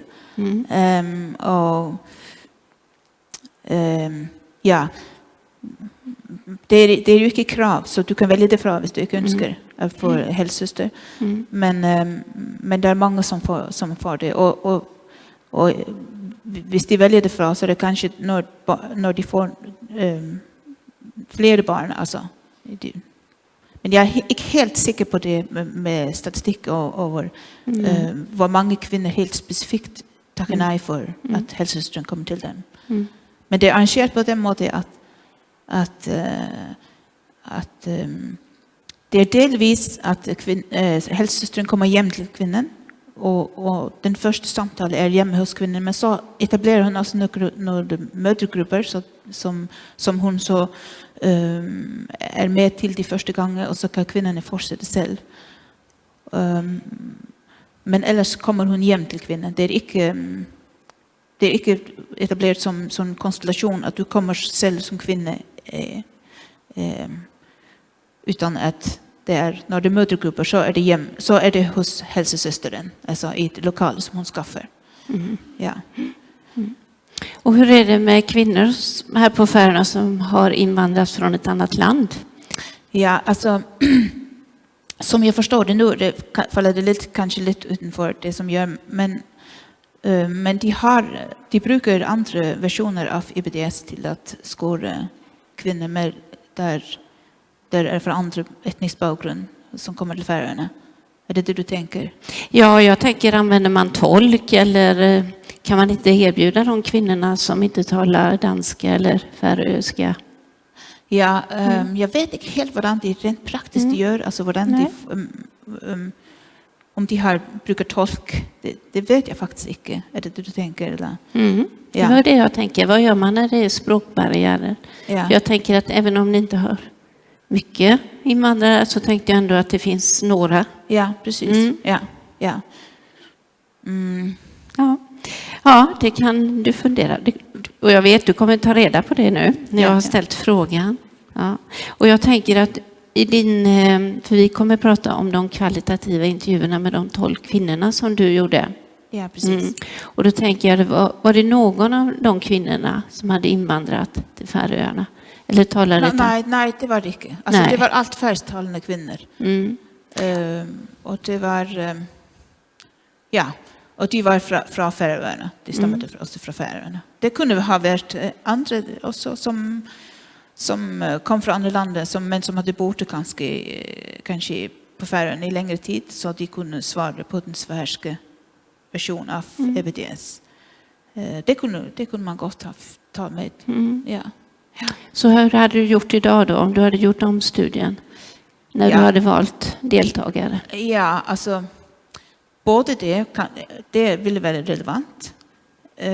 Fordi att jag tror de brukar de andra versioner hvis det är sån att du slett inte kan förstå varken engelska eller färöisk.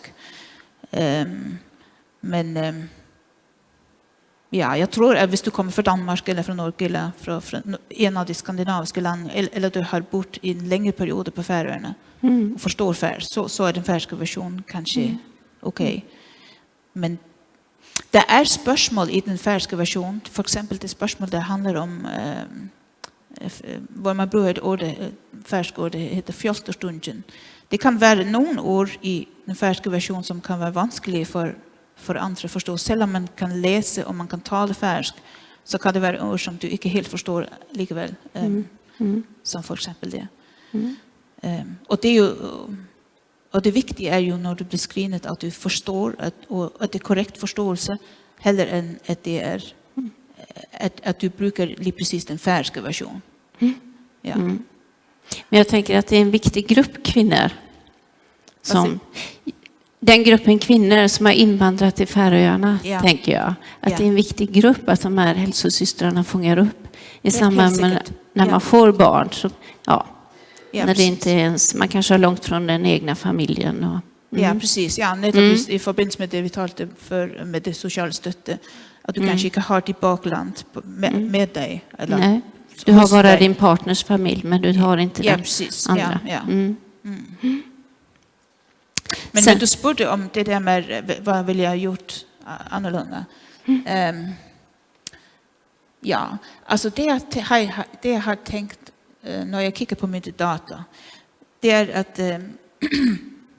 att de kvinnorna som är deltagare de skiljer sig liksom i 2 delar. Den ena delen var kvinnor skårar lavt och så de där skårar lite högre. Och jag tänker att de kvinnor där skårar lavt tänker jag att jag har fått det man kallar för mättet data. För att de hade inte så mycket på hjärtat och det skilte sig inte mycket ut det som kom mer när jag fick fler kvinnor till. Men hvis man kikar på den gruppen som var de skårar högre så var det mycket större variation i vad de svarade och vad isär kanske vilken nytta de så i det här tillbud som kom väldigt mycket fram under intervjun att de faktiskt uppfattade tillbudet som något som gav dem en anledning till att söka hjälp. Något som de kanske hade övervägt i en period men de hade inte sett en anledning till det. Men eftersom att Sunnesplatsen kom med en screening så begynte de att tala om andra ting kanske som de så fick hjälp till. Alltså av psykologisk art selvfølgelig. Ja. Så och det blev så erfunnande selvfølgelig också att det var att testen blev kan man säga en igångsätt eller help-setting behavior. Alltså att fordi som de andra studier visste att kvinnor i någon studier är bange för att bli screenet och är lite tillbakahållna med att säga sannheten, så visste det här studien närmast det motsatte, att de hade faktiskt planlagt att nu skulle de tala med synesplerskarna om deras situation. Fordi att det var en anledning till det. Så det agerade nästan help-seeking behavior. Det är tillbud, ja. Men du skriver ju själv det i avhandlingen, att om man har låga poäng, låg score, så tyckte ju också syndesplejen att här var det inget, allt var bra. Ja, vad sa du? På sidan 145 i din avhandling så skriver du att om man har låg score så var det oftast inte problem. Alltså, ja, precis. Ja. Och då tyckte också syndesplejen, oj, du har fyllt i här, du har väldigt låga poäng. Här är allting frid och fröjd, allting är bra. Du behöver inte prata så mycket. Men har man högre score så, oj, här var mycket, här ska vi prata. Ja. Men du menar på 145 också att det kan ju bero på andra saker än själva födelsen av barnet. Det kan ju vara andra saker som händer i ens liv. Och då tänker jag att detta kan ha påverkat dig när du gjorde intervjun också, när du tittade på precis. Tänk kvinnan. Helt säkert. Här var score 3, här var score 11. Eller? Det är helt säkert något som kan ske. Att man förväntar kanske inte att de har så mycket på hjärtat. Att man förväntar kanske inte att det har berört dem som vill mycket. Så ja. Och det är ju också när man sitter, alltså när man sitter och lyssnar på intervjuerna. Det är ju också något som man lär väldigt mycket av att höra ens egna intervju. Alltså det tempo som man kanske pratar med personer kan avgöra också. Vad mycket vedkommande talar eller förtäller. Kanske hvis man pratar lite fort i förhåll till att man bara väntar eller lyssnar eller så. Men helt absolut, alltså, hvis jag var blinded också själv när jag gick ut till kvinnor och inte visste vad de hade skårt. Du visste inte det i förväg? Det visste jag i förväg. Du visste det, ja. Jag visste för de hade valt dem utifrån deras skor. Så. Du skriver också att du också kunde känna dem. Att du kunde känna dem. Och då tänker jag, då kanske du hade en relation med kvinnorna, men du skriver inte på vilket sätt du kände dem. Var du släkt med dem? Var det vänner? Var det någon skolkamrat eller så? Jag tänker... Nej, det var det inte. Och faktiskt var det så att jag kände dem inte personligt. Men det som sker när man på Färöarna eller lilla samfund, det är att när man smalltalker i starten så säger man, var är du från? Och så säger de, jag är från Valpastad. Jag känner en från Valpastad, för exempel. Och det var sån information som jag tänkte, det är faktiskt inte så klokt att man... Men på den andra sidan så är det också något man gör alltid när man snackar samman. Alltså det är ohöfligt inte att säga vad jag var från. Men jag tänker, selvfølgelig jag har taushetsplikt, jag fortäller inte för någon. Men jag tänker, i eftertid tänkte jag, kan de tänka att när de fortäller, jag känner en där och känner en. För det och det tänker jag också är en av de utfordringar man har när man forskar i ett lilla samfund. Att det är en måte man talar med en annan på. Att man fortäller. Kunde du ha bett någon annan intervjua? Vad säger du? Skulle du kunna ha bett någon annan som inte var härifrån och intervjua de här kvinnorna? Ja, det kunde man också tänka att man gjorde. Ja. En som allivel kan kanske tala färöisk. Precis. Det kommer man föreställa sig. Och jag tänker på det antal 12 stycken. Det är inte heller så många. Ja, precis. Ja. Nej, det är heller inte så många. Och som sagt, för så vill jag nog, hvis jag skulle gentaga det, vill jag nog ha inkluderat nog fler kvinnor som låg i den lite högre. Men igen, jag vet inte. Ja. Om man, eller man tar en annan intervjuer. Det kan också vara något med intervjuerna göra. Att man kunde se var vill det gå hen hvis det var en annan intervjuer som intervjuade kvinnor som hade låg score. Ja.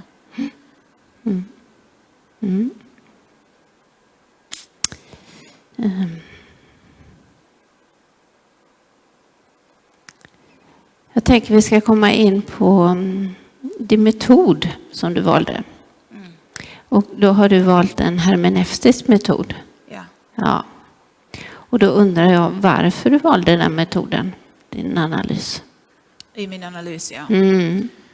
Ja. Varför lige precis hermeneutisk? Tänker du på att hermeneutisk analys eller hermeneutisk tillgång? Eller bara Ja, jag tänker nog på allt. Jag blev förvånad att du använde den. Ja. Ja.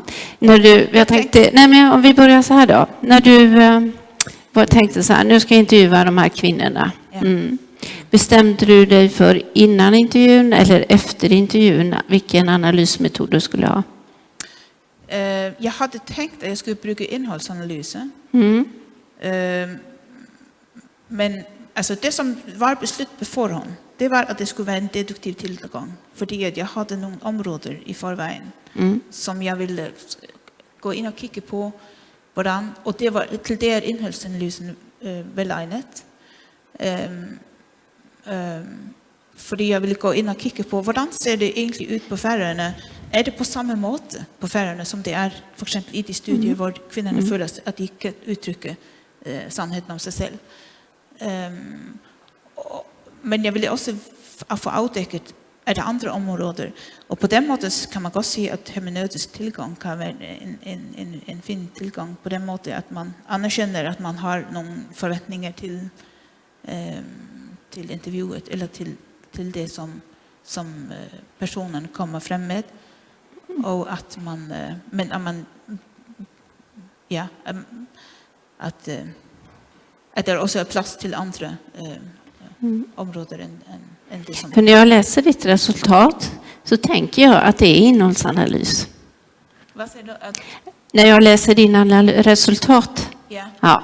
så tänker jag att det är innehållsanalys, att det är nära. Så det är väldigt intressant att du säger att du först hade tänkt att använda den metoden. Ja. Och jag tänker man kan ju ha innehållsanalys också som är induktiv. Ja, och latent, ja. Ja, precis, ja.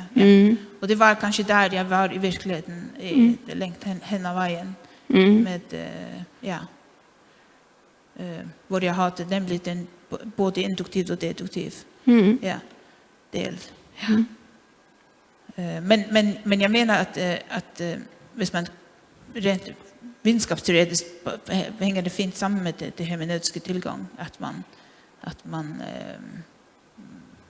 att man har någon idéer, man anerkänner sin teoretiska förståelse och sin privata förståelse och tar det med i analysen eller behandlingen av data. Ja. Men den kan du använda även innehållsanalys. Ja, och då precis. tänker så som jag tänker, eller om man läser det här med, för du har ju valt att du skriver att du har teman, men jag kan inte se teman att du har dem som rubrik och inte subteman i ditt resultat. Ja, precis. Ja. Utan du använder mer rubriker utifrån som alltså dina alltså jag tolkar det mer som rubriker på dina forskningsfrågor kommer i ditt resultat. Det är inte några teman till exempel. Ja, på den måten, ja, precis, ja.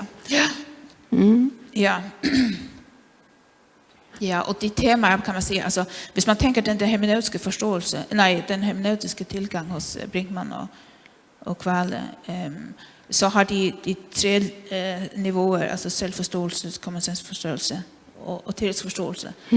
I den där teoretiska förståelse kan man säga att där träcker jag in teorierna. Men jag kan gott se som du säger att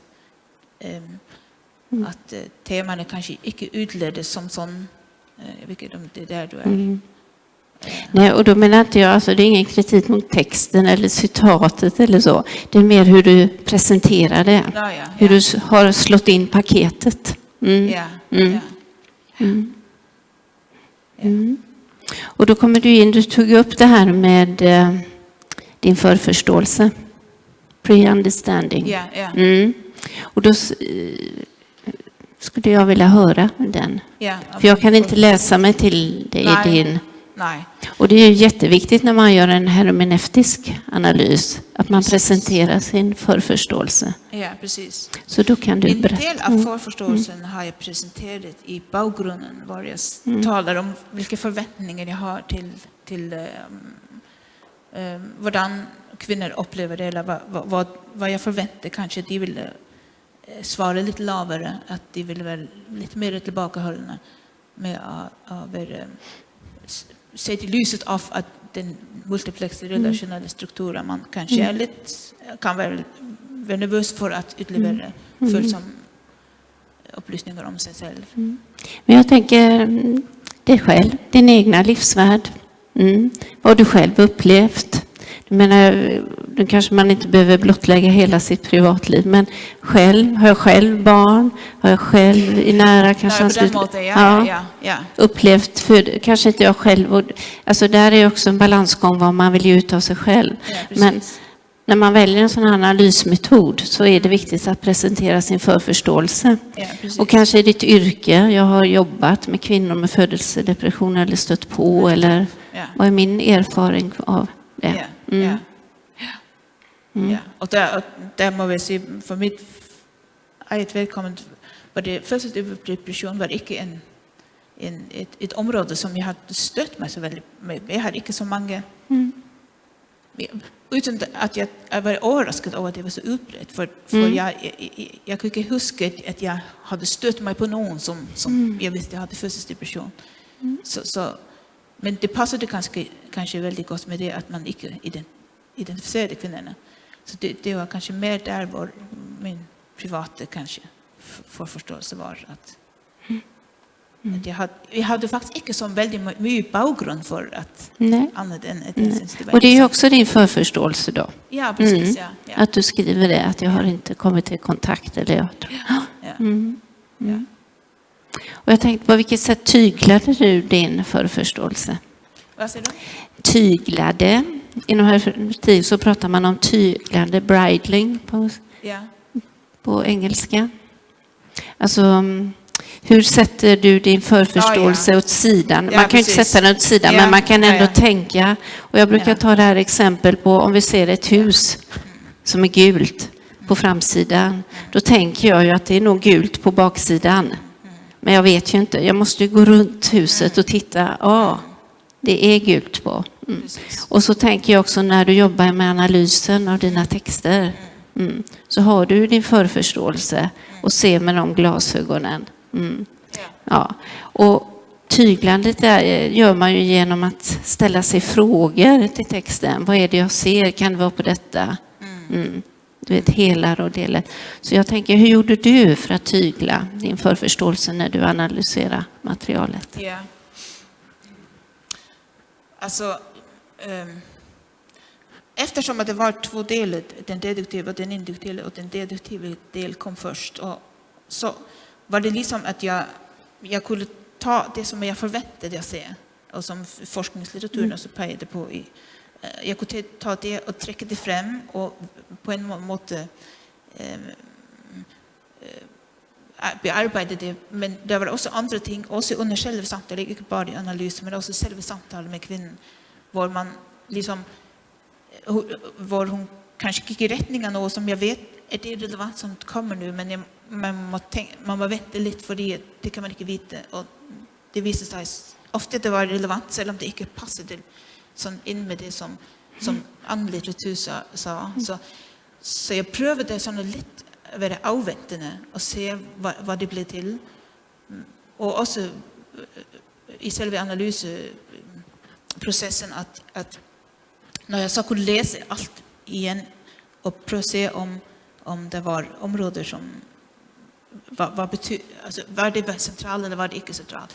Men jag menar inte att när man tänker det här med att sätta sin förståelse i parentes, eller vad ställer man upp med sin förståelse, så Gadamer, som jag baserar mitt arbete på, han har diskussioner med Heidegger för exempel om att man kan faktiskt inte ställa sin förståelse till sida. Och så har jag också sett på det att Men det som han lägger upp till det är att hvis du undrar dig over något, alltså det är undren som är det centrala tillgång till ny förståelse. Det är att hvis du stöter på något som du tänker att det på en eller annan måte väcker anstöt, som han uttrycker sig, så är det måske där i det fält att det ligger något nytt som ligger vid sidan av din egen förståelse. Och på den måten kan man få adgang till det nya vid att reagera på hvordan man är på vakt hvis man reagerar över texten eller på det som någon säger. Så,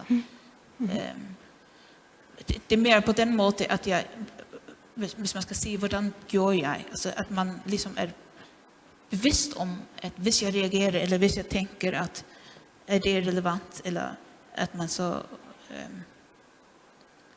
att man brukar det kanske konstruktivt, kanske är det precis relevant för det jag reagerar på det.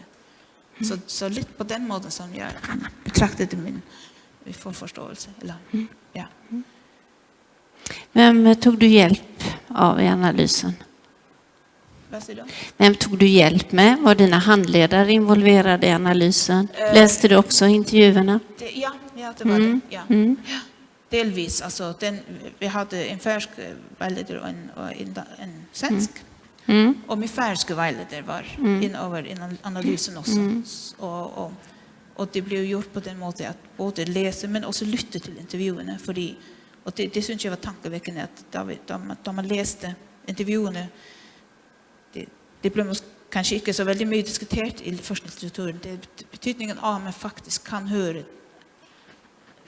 intervjuerna och stämningar. Så vi både läste samman och lyssnade till intervjuerna samman. Och så är det ju, även om du har intervjuat en person. Så när du lyssnar på den här digitala uppspelningen så hör du helt nya saker som du inte...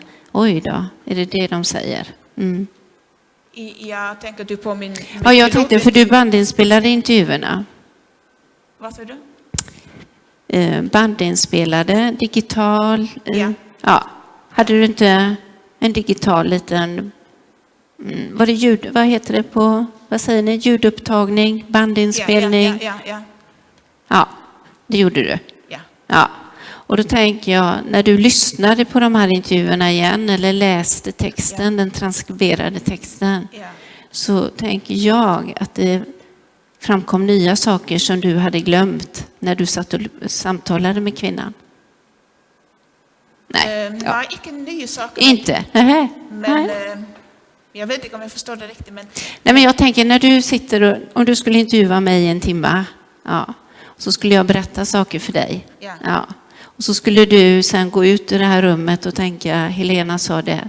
Sen när du skulle sätta dig och lyssna på vad vi hade pratat om i en timme eller läsa en text på 30 sidor. Så hade du hittat nya saker som du inte tänkte på när du gick ut rummet eller kom ihåg. Ja, precis. Ja. Helt säkert. Och det tycker jag är det fantastiska när man gör de här intervjuerna med så. Så du tänker att man flyttar sin förståelse i... Ja, förförståelse, men det kommer upp nya saker som du sen i din analys ska ta fram. Ja. Men också bara det att det första intervju, alltså när du har intervjuat 2 eller 3 så börjar du att få det ändrar lite på din förståelse för du får mer viten. Alltså. Och kanske din intervju beväger sig lite i riktning av att du blir mer kvalificerad till att intervjua de kommande. För att man flyttar sig hela tiden. Man får, kan det också vara det? Eller kan det också handla om det? Eller, Och så är det ju ständigt. När du går ut detta rummet så är du inte samma person. Nej. Så förförstånd ändras ju hela tiden på grund av det. Och det är ju därför det är så viktigt att du innan du börjar analysera skriver ner din förförståelse. För den har man sen att gå tillbaka. För sen när du börjat analysera dina intervjuer så har du ändrat. Ja. Så, Du skriver om den hermeneutiska cirkeln. Och då tänker jag att man pratar också mer nu om den matematiska spiralen. Ja, precis. Jag är tråd med det som vi snackar nu. Ja. Hur tänker du kring det då? Till det som man, Ja. det som man kan alltid komma tillbaka. Det som Gadamer talar om, att det är inte bara du flyttar dig helt som människa. Du ser tingene på en annan måte, och du kan alltid vända tillbaka och se tingene helt i det samma ljus som du såg dem för. Ja. Men hur kommer det sig att du valde cirkeln framför spiralen då? Vad sa du? Hur kommer det sig att du i din avhandling skriver cirkeln istället för spiralen? Vad är det som gjorde att du gjorde det valet? Ja, jag vet inte om det var så bevisst ett val. Det är bara för att man brukar det uttryck, men det kan alltid vara så. Och det är heller inte i tråd med Gadamer du kan aldrig ändra det samma sted som du begynte, för att det är nettopp det som sker, det är att varje gång du får en förståelse så lägger den sig till din helhetsförståelse, så den vill alltid flytta dig till att se andra ting och nya ting. Eller du har fått inkludera något mer i det som du sa på förhand, så du kan inte backa eller sånt och se ting helt i samma ljus igen som för. Det var inte ett valg som sån. Det kunde lika gott en statsspiral.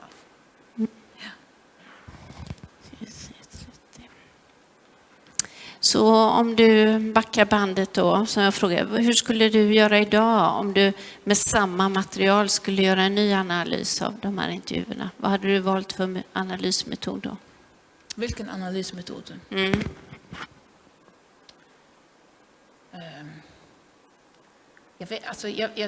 Jag tänker att bägge metoder är goda. Och det är också andra metoder som, och djupast sett, många av dessa metoder är väldigt ens. Ett eller annat sted gör du lite samma, men det kallar det kanske lite olika namn. Men de flesta metoder är sådana att du begynner med att läsa det igenom och prövar att få en skapa en helhetsförståelse av det som du ska lite annat. Och så begynner du att pröva stöd, och det uppstår några teman som du så behandlar med teori. Jag vet inte om man kan se att den ena metoden är bättre som sådan än den andra. Nej, jag tänker inte heller att den ena metoden är bättre än den andra. Utan jag tänker att när man får sitt resultat så tittar man på hur ska vi ta oss an detta. Det är så, man måste bestämma först vart man ska. Ja. Och sen när man har bestämt sig vart man ska, då kan man diskutera vilket. Ska vi flyga dit eller ska vi gå eller ska vi så? Ja, precis. Ja. Men innehållsanalyser vill vara utmärkt till det, och kanske i verkligheten, hvis man var begynt på det, så är det bättre att fullföra det när metoden är välegnet. Det kan man säga. Och jag har ingen kritik mot det så, men jag tänker när du skriver teman och subteman så hade jag önskat att du hade skrivit det också. Skulle du kunna ge exempel på ett sådant? Ett tema? Så, ja, alltså tema kanske är... Det kommer lite an på, men i någon lägger upp till att du uttrycker tema kanske som en... mer som en text, alltså som en sättning, kanske inte som väldigt mycket som en faktor eller som, men mer som alltså det som jag kommer in på, tidens långsamlighet kunde kanske vara ett tema, alltså på ett exempel på ett tema. Jag vet inte om det är där du är. Ja. Eller. Och du har dem så fint i kvinnornas berättelser, för oftast är ju det som är en vägledning i. Alltså i citaten som du har om kvinnorna så har du texten där. Du har temana och subtemana där. Till exempel att bli lyssnad till. Ja, precis.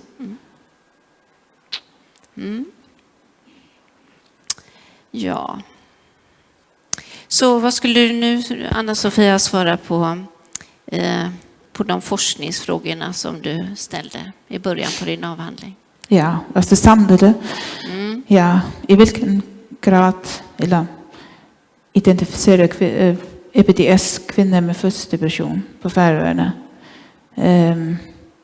Hvis jag skulle säga samlat svar på det, så vill jag nog se att det kommer väldigt mycket an på hur det blir utfört och att hanteringen av situationen som kräver att sundhetsplejersken är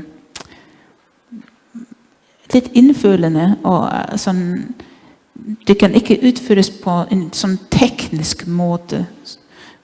Hon må för det första må hon ha det riktiga perspektiv på testen, att testen bara är en undskyldning kan man säga för att gå in på någonting som kanske är lite svårare att tala om. Och att hon det skår som kvinnan får, att det kan potentiellt vara behäftet med många fel. Alltså så som hvis du inte, som det exempel hvor en kvinna säger att jag føler jag inte har jag føler jag har jag kan huska det, men hon förstår det lite precis motsatt av fordi där manglar det ett icke in i sättningen. Det kan få så väldigt mycket betydning hvis du som kvinna förstår eller inte förstår spørsmålet korrekt, och det kan få och hvis du uppfattar det helt motsatt av vad det, så kan du kanske skåra 0 och var du hade skårat 3. Så din förståelse som också visste sig att hvis kvinnorna hade första person eller hade svårt, så hade de faktiskt lite svårt att se logiken i spörsmålen. Det var isär de kvinnor det hade svårt som förstått spörsmålet omedelbart. Och därför måste de tänka lite längre över spörsmålet, kanske lite större. Vad menar man? Så skåren är väldigt följsam över en räcka ting, förståelsesmässiga ting. Och därför är den samtalet som kommer bara efter är så väldigt viktig för att man får ett reellt bild av kvinnan. Men det är också viktigt att sundhetsplejersken har en tillgång så kvinnan följer sig förtrolig med att fortälla henne om hur hon har det. Och att hon utstrålar att hon vill kvinnan och vill samtalen. Och att hon utstrålar tillgänglighet och intresse.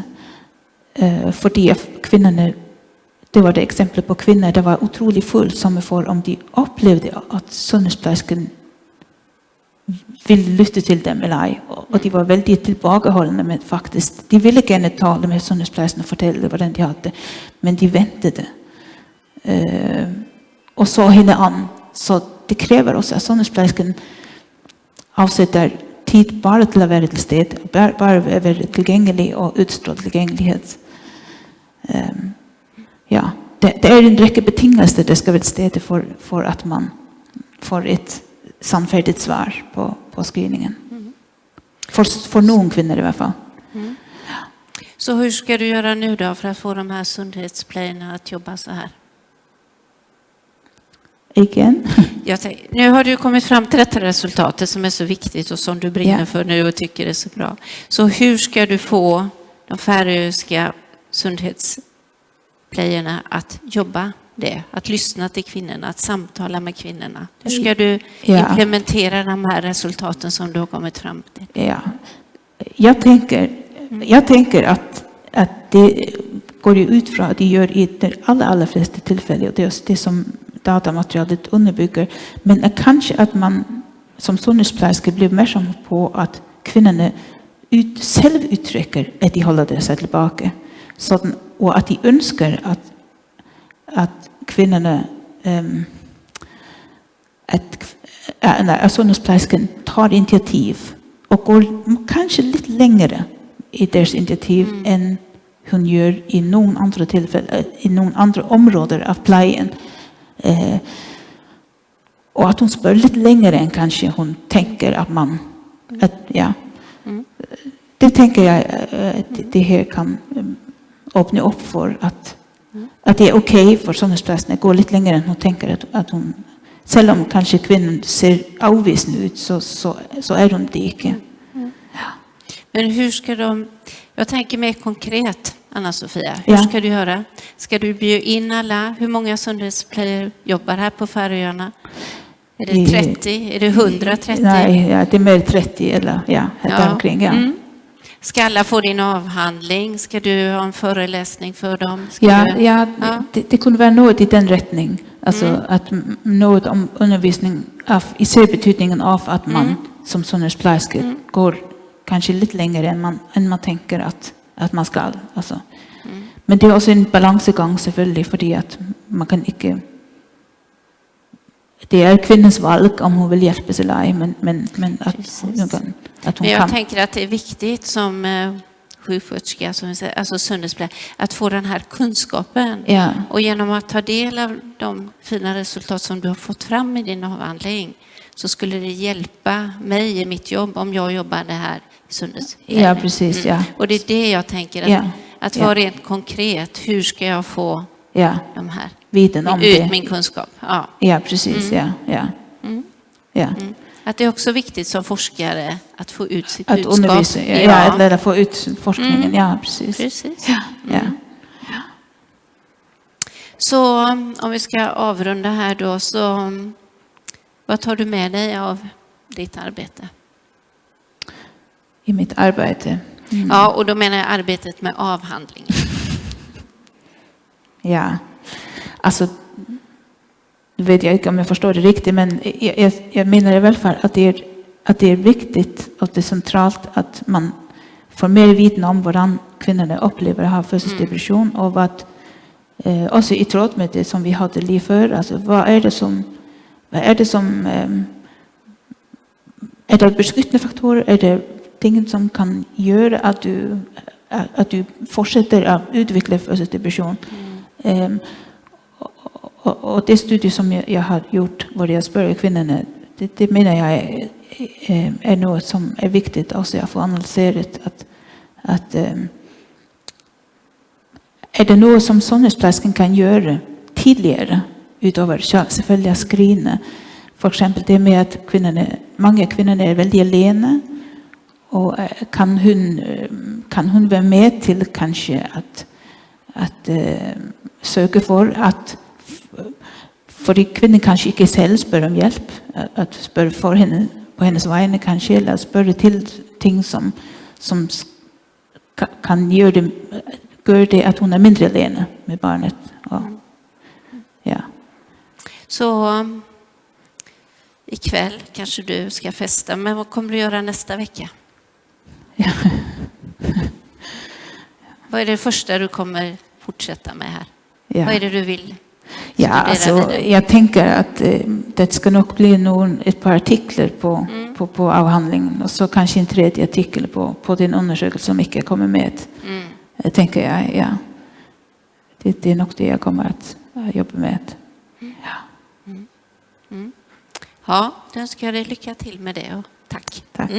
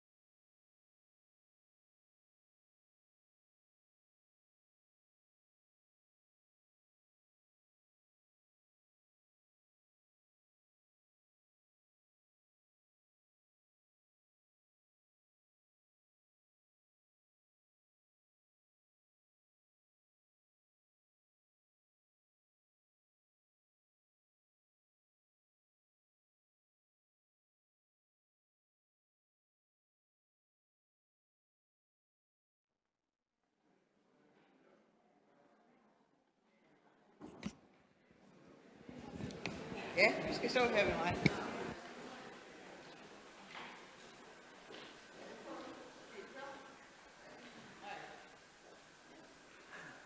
Nu prøver jeg lige. Ja.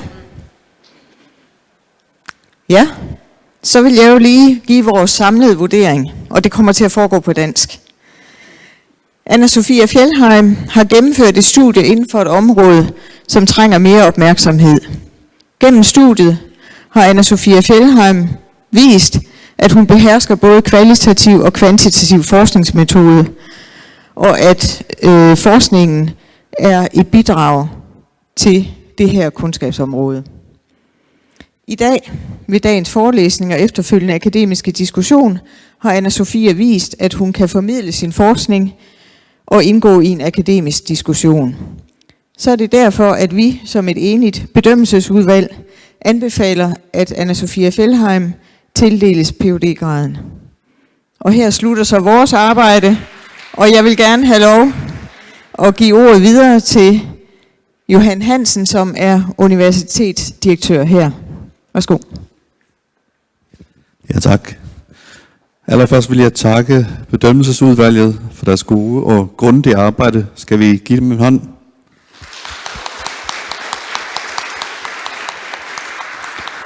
Og så, Anna-Sophia, kan du komme og stande her ved siden af mig?